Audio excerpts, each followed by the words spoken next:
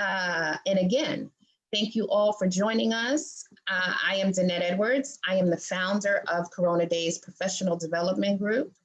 And I'm excited to be here this afternoon with Linda Rouseau. And of course, I just had her whole bio and everything up. Oh, here we go. All right, so this afternoon, Linda is going to lead the presentation. Can what you know be holding you back? Do you feel stagnant in your relationships, job, or life? What was your environment like growing up? Do you still dream, or does it seem unrealistic? A little about Linda. Linda is a person with a great deal of determination and a strong faith foundation, which drove her to beat the odds after losing her mother at the tender age of 13 and stepping into adulthood at that time. She became a mentor to middle school students at the age of 19 and saw the lives of at-risk students shift with accomplishments they didn't think were possible. Now, as a mind surgeon, which is a trademark, okay, she is really passionate about teaching others how they too can overcome what appears to be a hopeless environment, eradicate hindering beliefs that hold them back, pull out true identities, and shift paradigms from seemingly impossible to not only possible, but sustainable. And guys, I've been talking about this for weeks now. You know, I'm very excited to host Linda. Linda will take questions throughout the presentation. So if you have any, drop them in the Zoom or Facebook. I'm gonna turn this over to you, Linda, and say thank you for being here. All right. Thank you so much, Danette, and I appreciate being able to be a part of your community and to be able to share nuggets and wisdom that I have learned through this journey of life. And as Danette mentioned, you know, I'll just tell a little bit of my my backstory. Growing up in Detroit. It's not a place where it was common to be an easy life. I did not have an easy life growing up and found myself being the youngest of 4 siblings. We were being raised by my mother, and we had this time of going through, because of our strict upbringing and religious beliefs, there was much ostracism that I dealt with in my life. And it was a daily basis. It wasn't once a week or here and there. It was every single day. And we used to live by this nursery rhyme, and I'm sure you all have heard it: sticks and stones may break my bones, but names will never harm me. And I am here to tell you that's a lie. It is not the truth, because even though I thought I was blocking out all of these harmful things that were being said to me, they were actually permeating, they were coming through, and they were grabbing a hold of my very core. And as a result of that, each way that I moved and bent and went forward in life, those things still had a hold on me.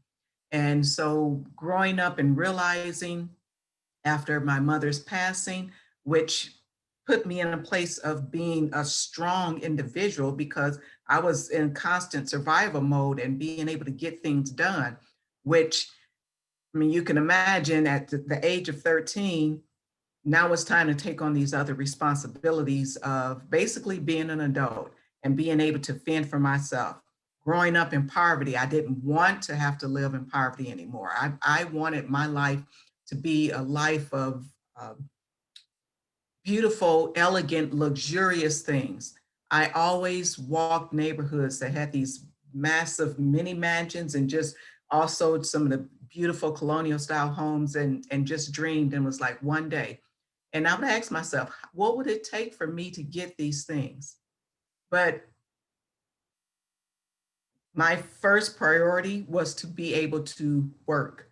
And so that is what I did. As soon as I was able to turn 14 that next year, I worked summer school. And from that time on, kept on working, even if it meant lying, which is what I did to get a part-time job and continue that from that point on. Now, one of the things that grabbed a hold of me at an early age was that it's never easy. And that is something that I have to fight for, and I have to work hard for and earn it. And I'm sure many of you can relate.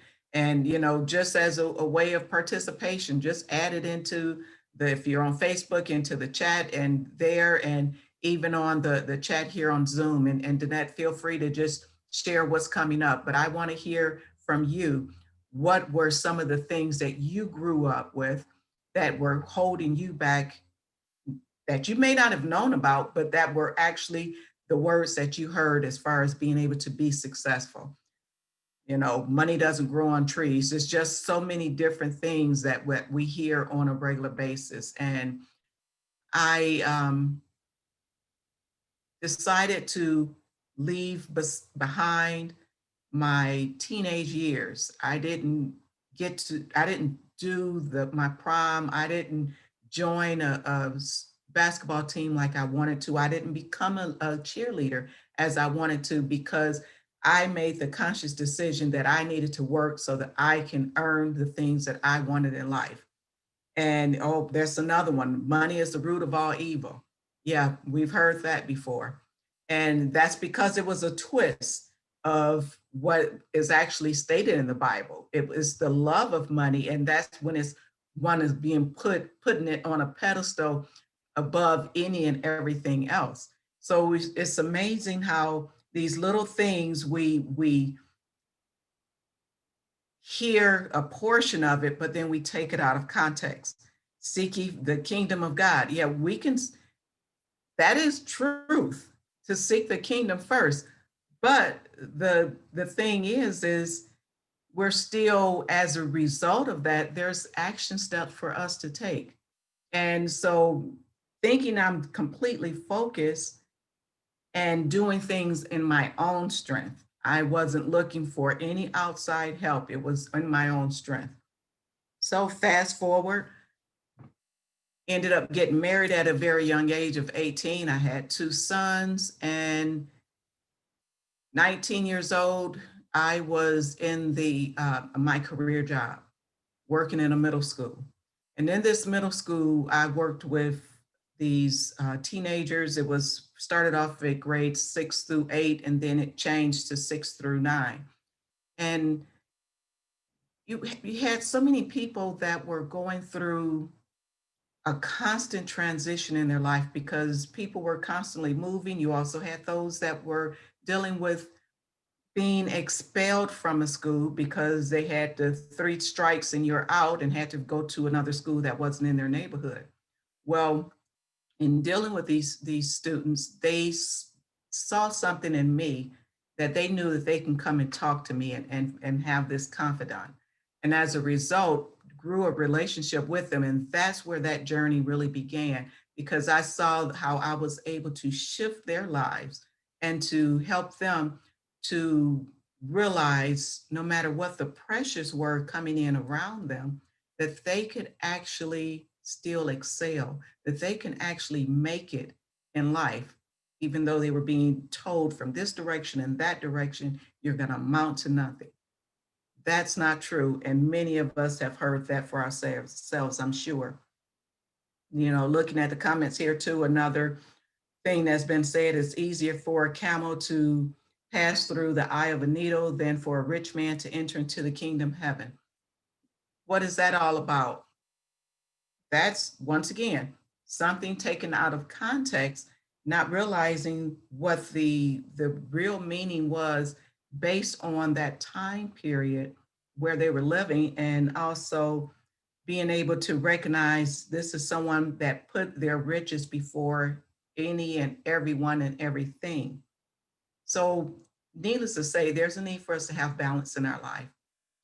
But all of the beauty that we get to see in the world, I have right here to the left of me is a window with beautiful sunshine coming through, and this lush green tree. And it's always a soft spot in my heart to be able to look at, and that helps me ground as I'm working throughout the day. But this is all part of the beauties that we were meant to enjoy, not just nature, but also homes, activities. These are things that are meant for us. But the question is, how can I attain it? how can I remove anything that's there holding me back from being able to reach that item? And so with these youngsters that I was working with, they actually had two things against them. Well, it was multiple things against them. They had the environment of the activities that were happening in the neighborhoods. You had gang violence and pressures to be a part of the game, not only for acceptance and community, but also to make money. You had the drugs going on. They also dealt with having this label of being put out of a school and coming into this new school. That was something that was put on top of them, and it was so much pressure of not being able to have a clean start as what it was supposed to happen. They even had, and I was a personal eyewitness of this, teachers that didn't want to deal with them and their past problems. So they looked for ways to actually get them put out of the school. Now, can you imagine that? This is supposed to be a safe place where you can go to grow and to learn. And instead, you're having people scheming to get you put out so that their life is easier. And I'm sure many of you may have dealt with so many different injustices and similar to this, or maybe in different ways that you can relate to this. But that doesn't end it all. The benefit of it was, number one, they knew that they can come and talk to me.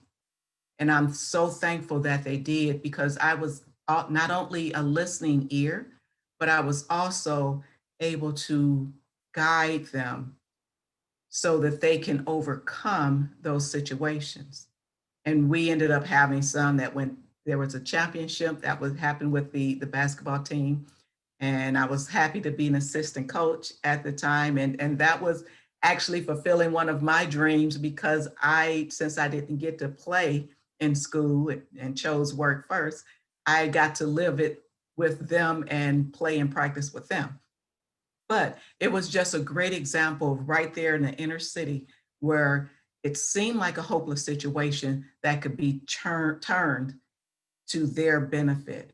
And who knows how many other lives were benefited as a result of them shifting.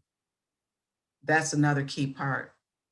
So when you think about dealing with certain life situations, and that's where me coming into really realizing my calling, being a mind surgeon, which those things, as I mentioned earlier, that grabbed a hold of my very core. And I'm not saying that I do not still have things that become revealed to me that don't need healing. I still find things on a regular basis that need healing.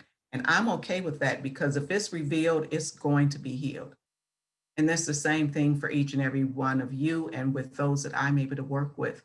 I'm able to help them understand what it is that's actually holding them back. Say it may be a career that they've been in it for a while.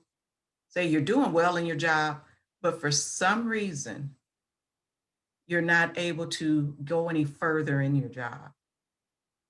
You find yourself stagnant. And it's like, okay, there's other possibilities for being able to be promoted, but I can go after and I can only do so much. What is that reason for it that I am finding myself being held back? What is it that you believe about yourself?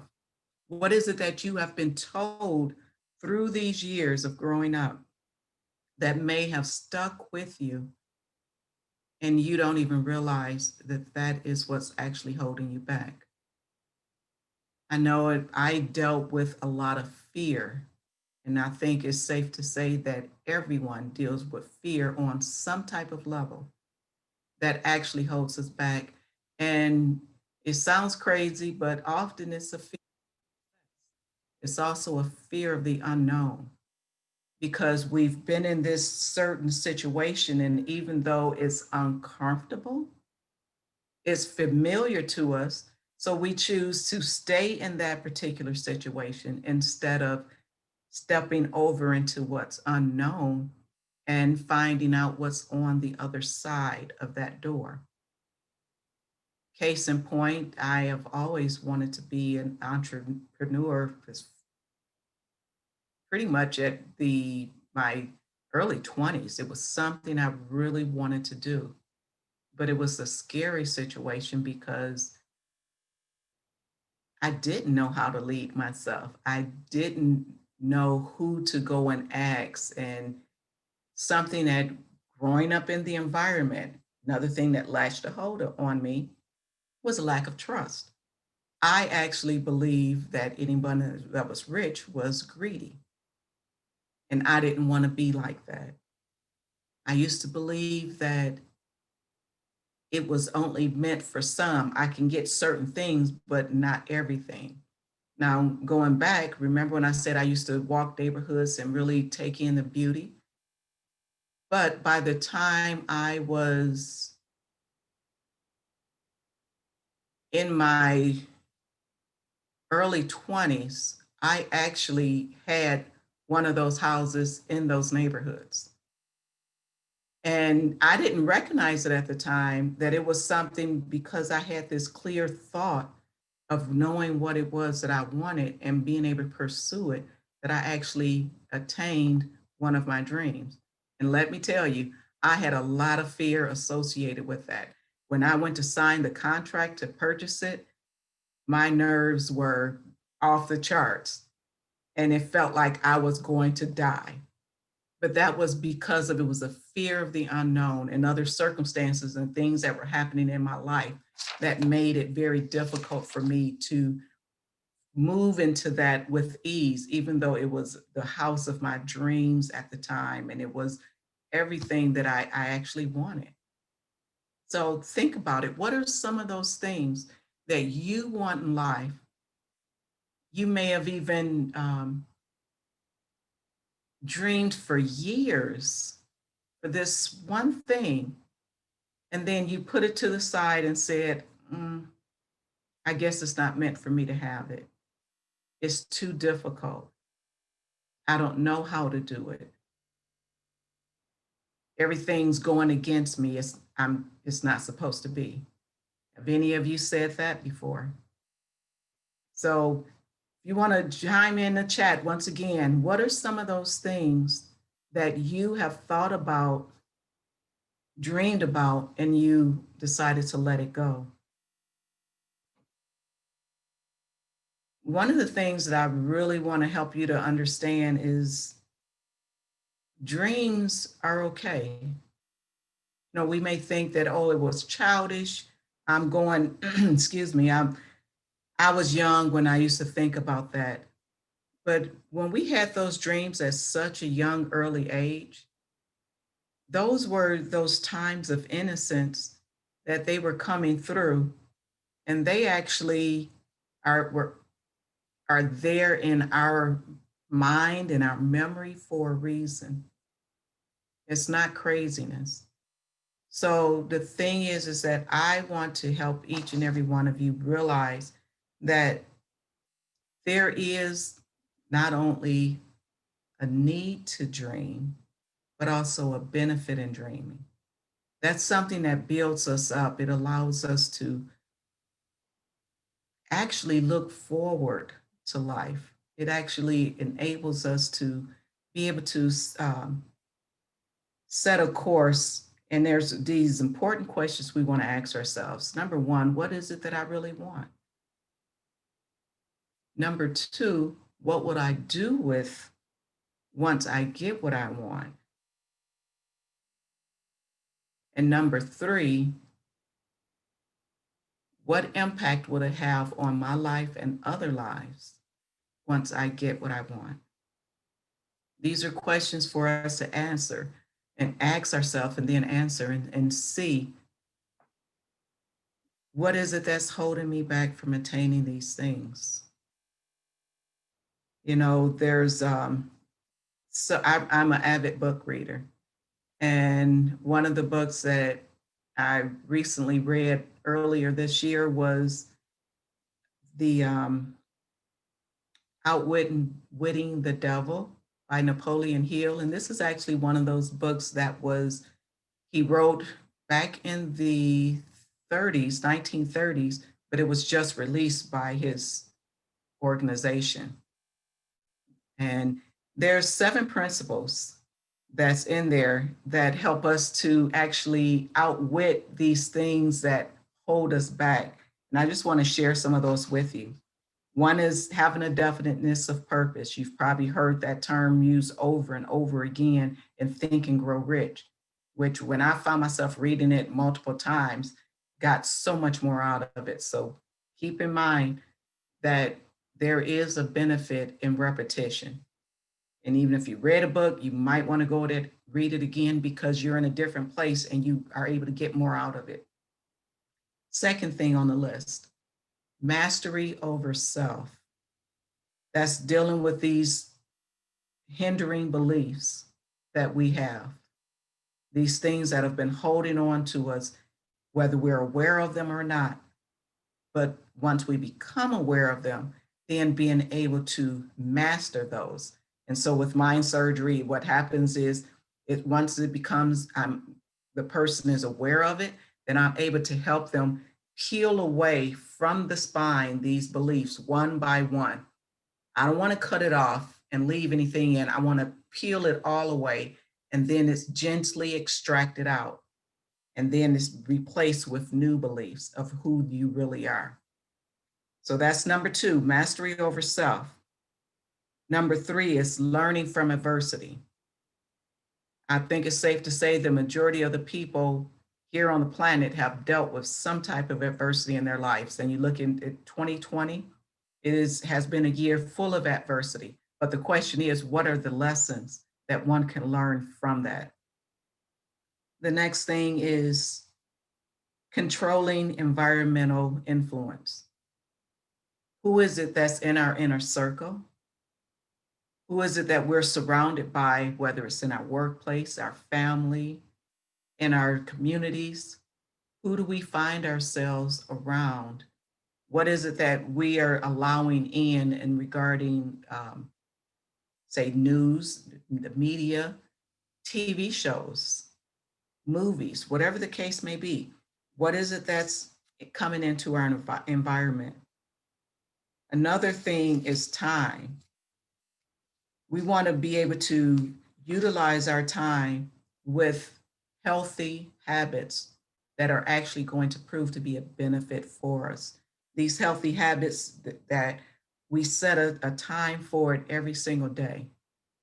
And in these healthy habits, it's building a new strength within us so that we're able to continue to progress. And we're moving up and moving up. And we find ourselves in a short time period, actually with an upgrade in our life.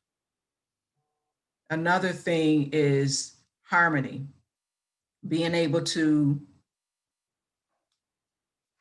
be in harmony with what it is that we are meant to do, be in harmony with our mind, body, and spirit. Because not only our mind needs nourishment, but we also want to nourish our body. We also want to care for ourselves in a way that's going to benefit what it is we were meant to in our calling, in our purpose. And then also for those that we're meant to care for, we want that to be a harmonic relationship as well. So these are all aspects that help the nourishment that takes place. Another thing is caution, thinking through a plan before we make it our plan. You know, sometimes we may just fly by the seat of our pants and do things and not think it through. Now, I'm not saying it's not good to have spontaneity in our life, but some things really need to be thought through before we actually take action. But we don't want to allow that to be a means of our procrastination. So Any questions here, feel free to write them out, and I'm more than happy to explain it even more for you. Another thing is when we talked about nourishment, once again, mind, body, and soul needs to be nourished. And when we're able to nourish ourselves on a level where we have this fertile ground, then we're also, when we plant the seeds in there, then we're able to grow this healthy being within ourselves. We become a healthy being in our mind, body, and spirit. And there's an analogy that I use with this. You think of a tree, and let's say a fruit tree. Let's say it's an apple tree. If you plant apple seeds, what kind of tree is it going to be? Nothing but an apple tree. So we can't think that I can stick in some orange seeds and going to get an apple. No, I need to plant the seeds that I want to see the results of. And what we're experiencing in our life right here, now, and today is a result of the things that we have planted. It's a result of the things we've said. It's a result of the things we've believed about ourselves, what other people have said about us that have taken root in our very being. But the key is, once again, if we can have the awareness of what's there, then we can start removing these fruit from that tree that don't serve us. And we're able to replant and fertilize ground. We're going to make sure it's healthy, it's full of minerals. We're going to make sure that it's able to provide for us the nourishment that's needed for that seed to grow and be able to be sustained. And that is key, because you're going to have to continually weed the area. You got a garden, got to keep those weeds out. Those weeds keep growing, it's going to choke out the life of the actual plant. And sometimes we have to let those weeds grow up just enough so that we can tell the difference, but we definitely want to pull them out. It's the same thing with our thoughts, our beliefs. By means of fertilizing the ground, it also takes place with healing that we ourselves take the time to receive. And this is actually a continuous thing as we go through life. It's not something that's a one and done. We may feel really good after the first time, but what happens is once we receive this healing and we start really allowing the nourishment, it's like a continuous thing. For instance, just physical nourishment.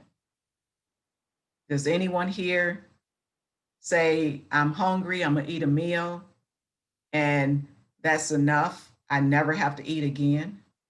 Or do you feed yourself multiple times a day?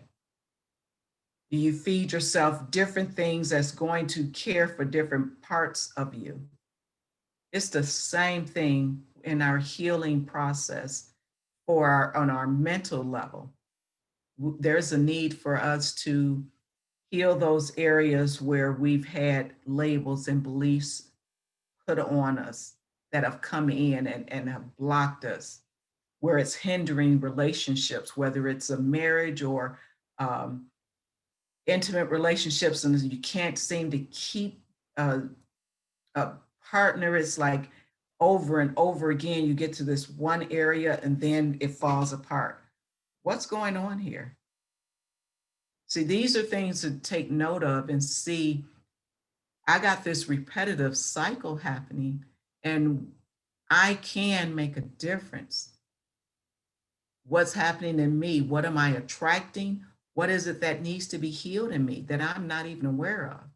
So when we take these steps for the healing there, then we're able to find ourselves actually not only attracting someone that will be cohesive in a relationship with us, but let's say if you're already in one, you can actually shift it so that it can be better, that it can grow and it can thrive. Some people may say, well, we're good. We don't fight or anything. But is it the relationship that you truly desire? Does it have excitement? Is the honeymoon over? Because my belief is the honeymoon doesn't have to end. But that's where we're constantly nourishing the relationship. So you see where the nourishing comes in so many different areas of our life. Same thing with a job or even a business. Are we nourishing that? Are we learning more? Are we giving 100%? And how can we give 100% if we really don't even know what's going on inside of us that's not allowing us to give more than 7% or 90, let's say 70%. It's like we get to this level and it's like up, back down. And you get up there and once again, you back down. What is that? Relationship with your children. What is it that may be causing you from where you want to spend time with them, but at the same time, it's like it drives you crazy? I'll give you a personal example here. I had a belief that went back to my third grade when I was 8 years old. And I had no idea that this affected me in this way, nor that I have any idea that it was causing me to treat others in a certain way because of it. As I mentioned, I worked in a middle school. I had the opportunity to work in an elementary school as well. I did not have the patience for the elementary students, and I didn't know why. But recently, I found out it was because of an incident that happened when I was 8 years old. I was very quiet, very shy. I was pretty much considered the teacher's pet. I was an excellent student. I always was the teacher's helper in some kind of way. One night after school, I actually forgot my homework. I tried to get back into school, but it was already closed. So I made it a point to be at school early. So as soon as I can get in the class, I can get my homework. I rushed in, started doing my homework, and I'm frantically filling out all the answers before we went over it as a class. And the teacher was walking through the aisles and she wanted to make sure everyone pulled out their homework and that they were getting ready for us to discuss the homework. Well, this one particular moment, even though I've always been an excellent student, my teacher, as she walked by and saw that I was writing in my answers in that moment, she had a yardstick in her hand and she took it and hit me across my back. And it was like, are you kidding me? Not only was I extremely hurt mentally, but it physically it hurt. And it was like, I have proven myself on a day-to-day basis that I am going to turn in my homework. I'm going to do my homework. I'm going to do all my classwork. I was an A student. But I don't know what she was dealing with in that day, but it came down on me and being accused of cheating. Even though nothing was being said, I'm doing it on my own. So you see where her perception was totally off. Don't know what she was dealing with, but I know how it affected me. And as a result of that moment, I actually felt like what I said didn't matter, even though I tried to explain the situation. I felt like I wasn't heard or understood.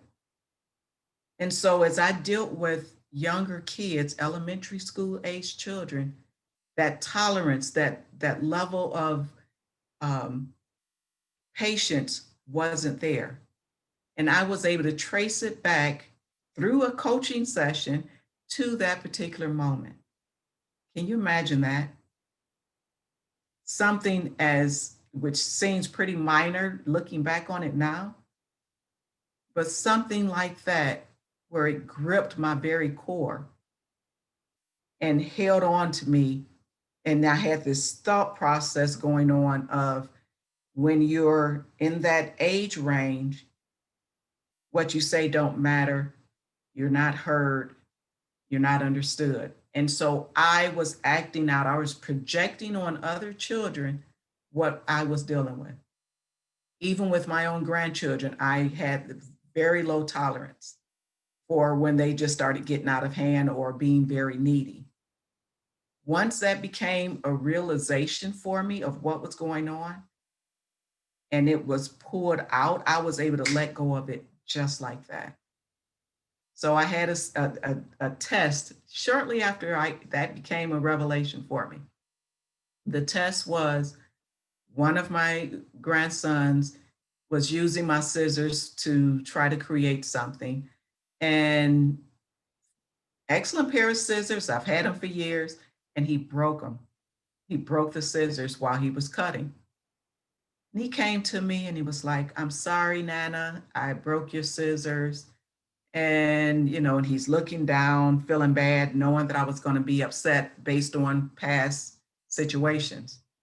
And I was able to truthfully respond to him and say, it's okay, just throw them away.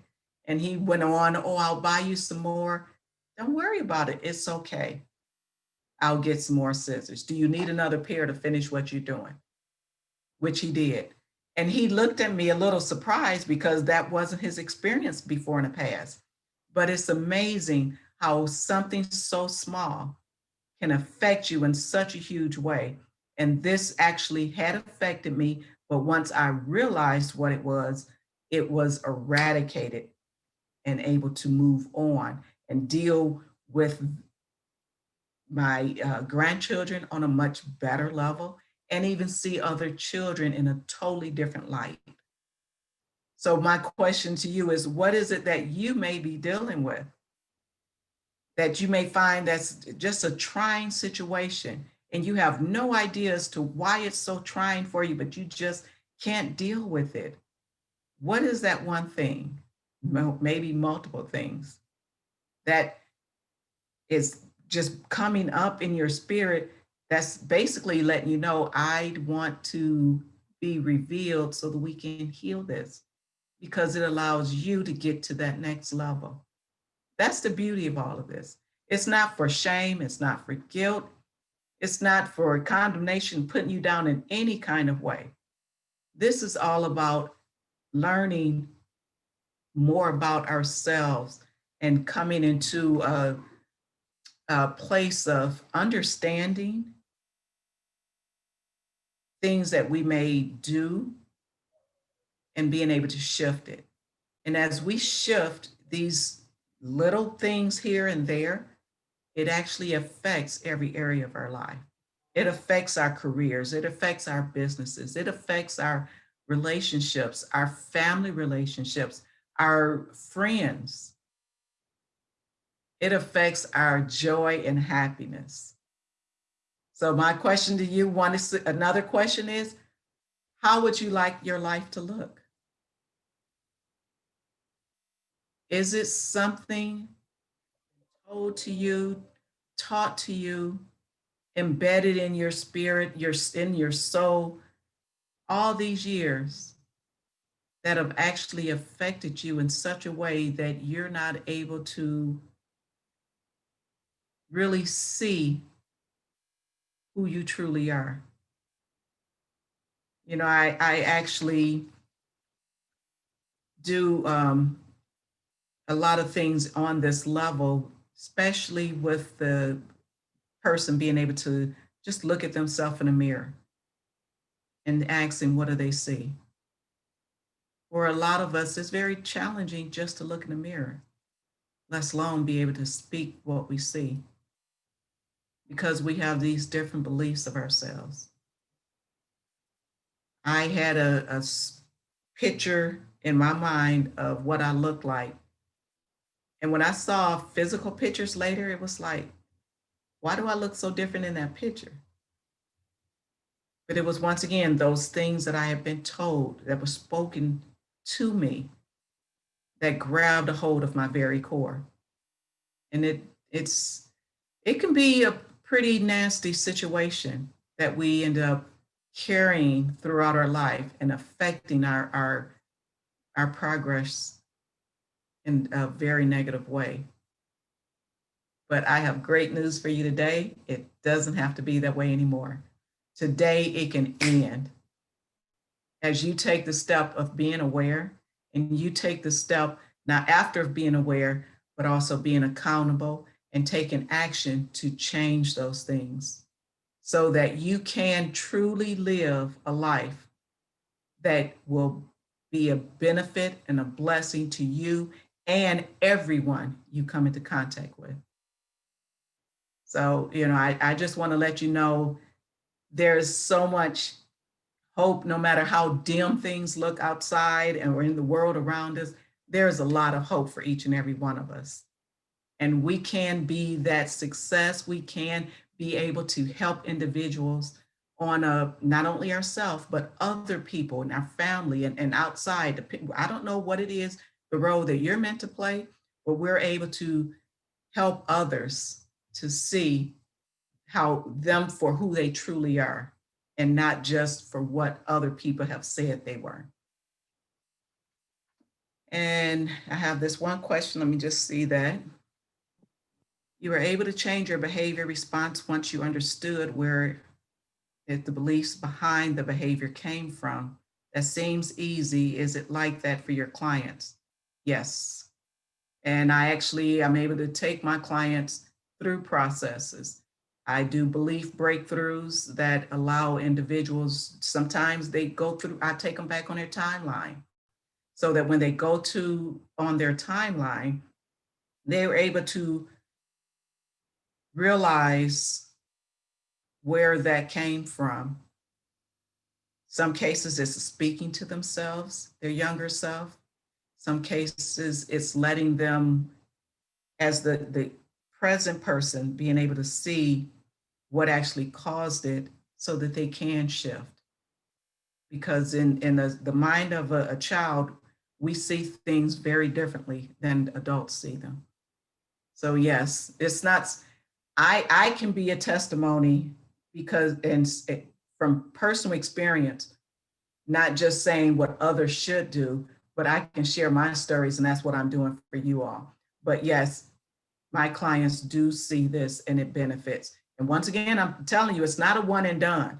There may be one situation that has a hold on different areas of your life, but you do see the progression take place.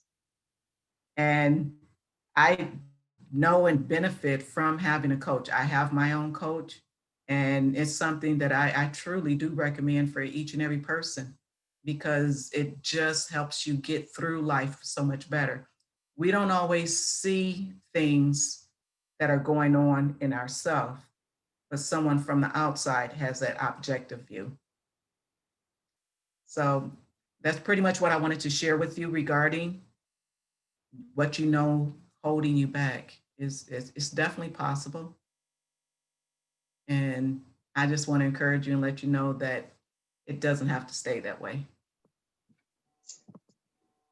All right. Thank you, Linda. I have a question.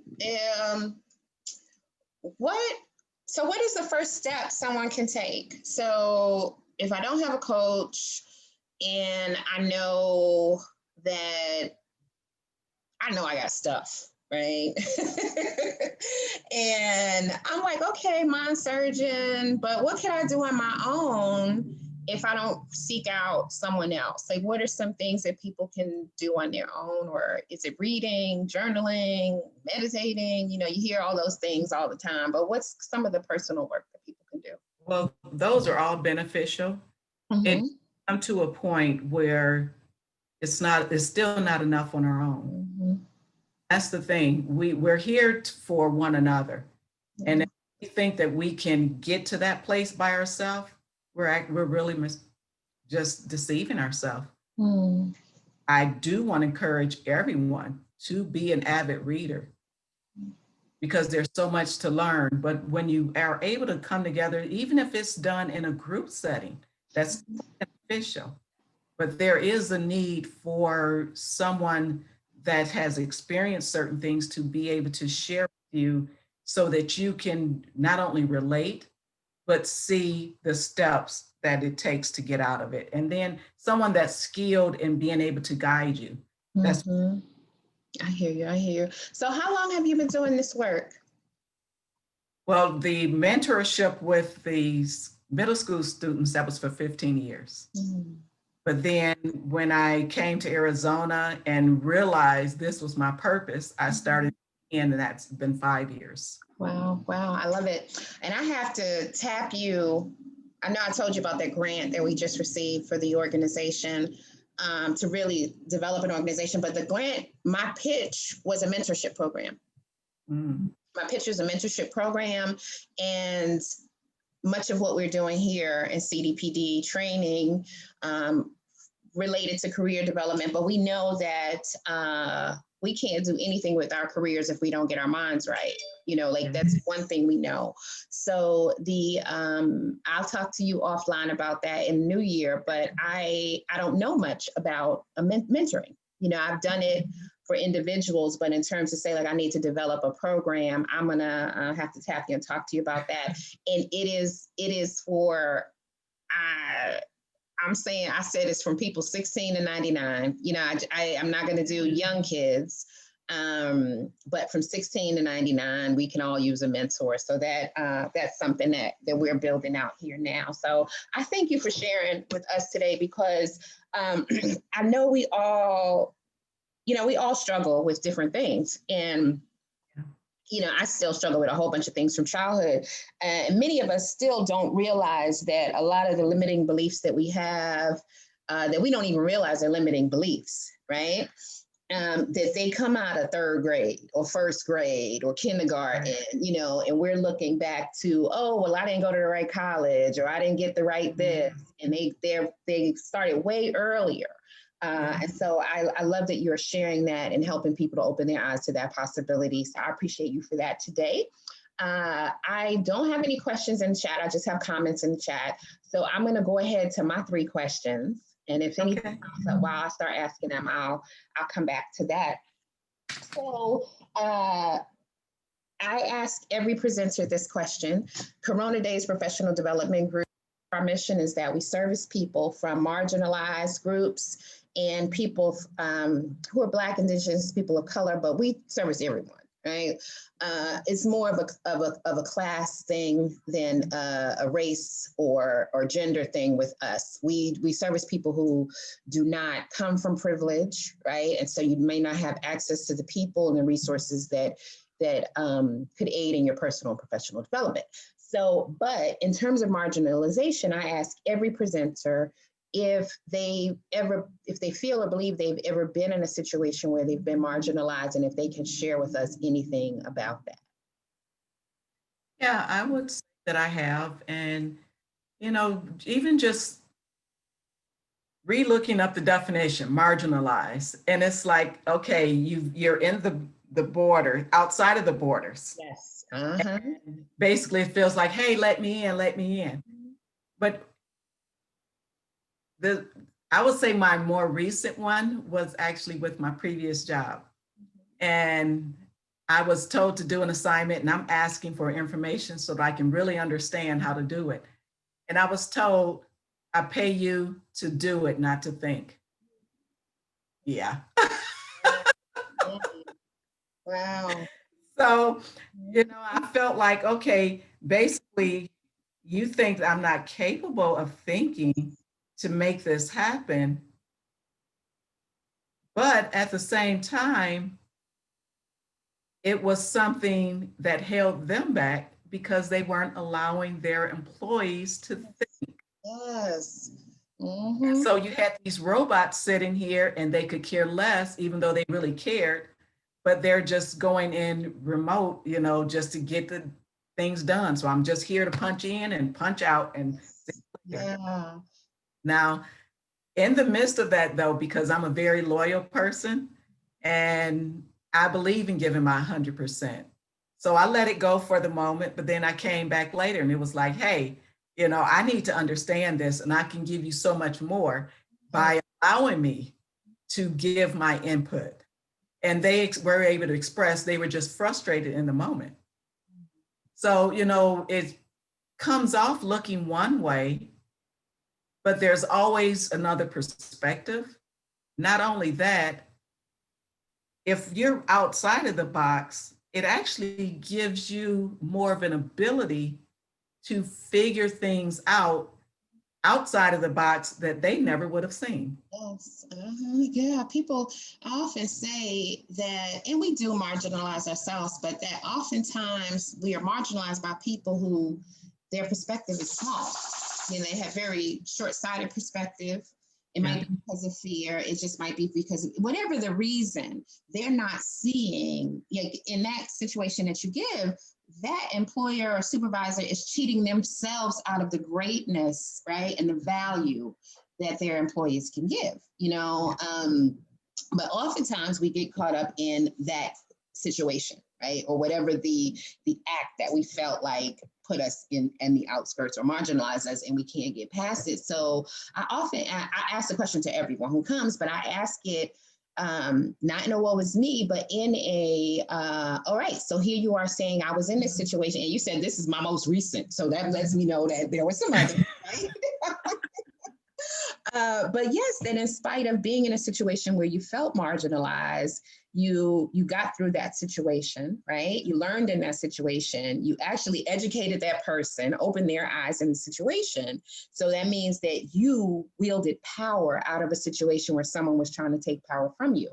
So that's why I ask about the marginalization question. I want our members and anyone viewing here to say, if they currently feel marginalized or they feel like because of marginalization, I haven't been able to learn this, do this, access this, here you have all of these professionals who come on here and say, yeah, I had an experience, but in spite of, I still did this, right? And so that they can gain some encouragement and strength from that. So thank you for sharing that, Linda. So this is my favorite question, the second question. And it is, so I'm going to say, since we start this with the 13-year-old Linda, where your life changed drastically, right? If you can go back any time in history, maybe to the 13-year-old Linda, 17, 18, 20, and you can give yourself some advice about your personal and professional journey, what would you say to that, Linda? You know what? The 13-year-old would be a good place to go, and letting myself know that there's so much for me to actually enjoy in life, to enjoy my teenage years as well, enjoy my childhood, and know that it's not just me having to earn things, but I can actually learn a flow if I actually have a mentor for myself. Yeah, mentorship is so important, right? Yeah. It is, and we oftentimes realize it later in life. Right. Yeah. So I love the work that you've been doing. This is it's a lifetime work. 19 years old. So I love it. And thank you for that. So my final question, Linda, let me just look in the chat in case I have a question. I like this to be the last word. Okay, I still just have comments, which is great. All right, so my final question, Linda, is considering everything that we discussed today, it could be something that you've already said to us or something that you didn't say.